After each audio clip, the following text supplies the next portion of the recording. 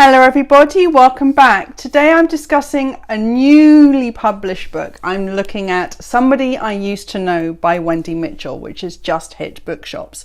And this is a rare book indeed. Indeed, it is the first ever book, memoir, about the experiences of dementia.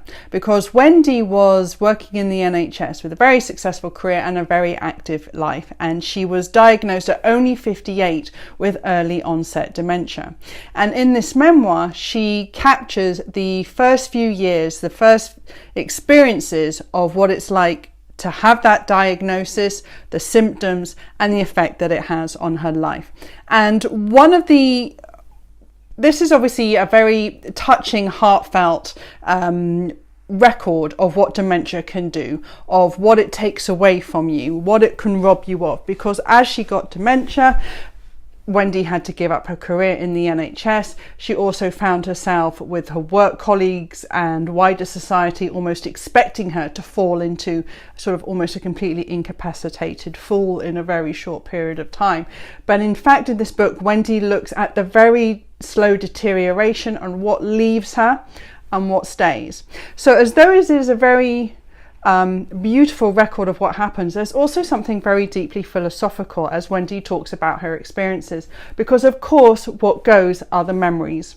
What goes is the short-term memory and also the long-term memory. So the challenges are, for example, forgetting which cupboard the cups and saucers are in, forgetting which way home to go from the cafe that she's been sitting in, and how these experiences weigh up with the fears as she goes through photos of really wanting to hold on to memories of her daughters and her fears about losing that memory of them.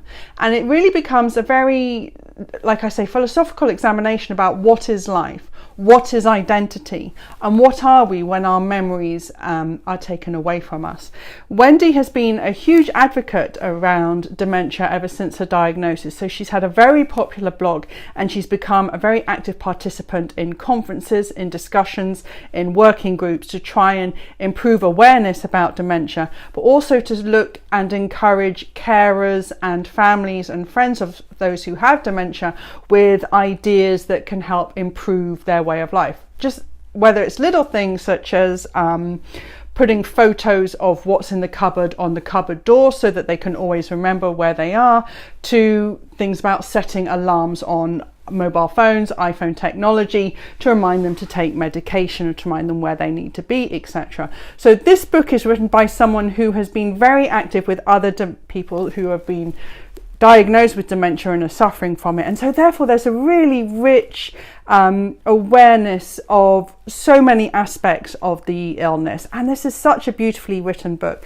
But of course what always gets to the heartstrings are the intimate and personal details. And Wendy is so honest about her frustration at having lost so much of what she had identified as herself. So her inability to go for morning runs, the way that she used to be able to, was the go-to person for scheduling in her job, where she would sort out everyone else's rotas, and suddenly she has to have that taken away from her because she cannot remember people's names or when they are on shift. And when you have what you define yourself as removed from you, who truly are you? What is it that makes us who we are? This is a beautifully written book, and I don't know anyone with dementia, but I was hugely informed by this and feel much more confident about my awareness about the illness, and certainly being a lot more human to people who I meet who may have dementia, and a lot more understanding and more easily recognize the symptoms and obvious symptoms and habits of people with dementia. If you know someone with dementia, I can only imagine how important this book could be in just helping you get through. And indeed, even for people who have been diagnosed with dementia, who are looking for some kind of community or some kind of relationship with people who have gone through similar experiences, Wendy Mitchell's book is wonderful. And this is a huge accomplishment by Wendy.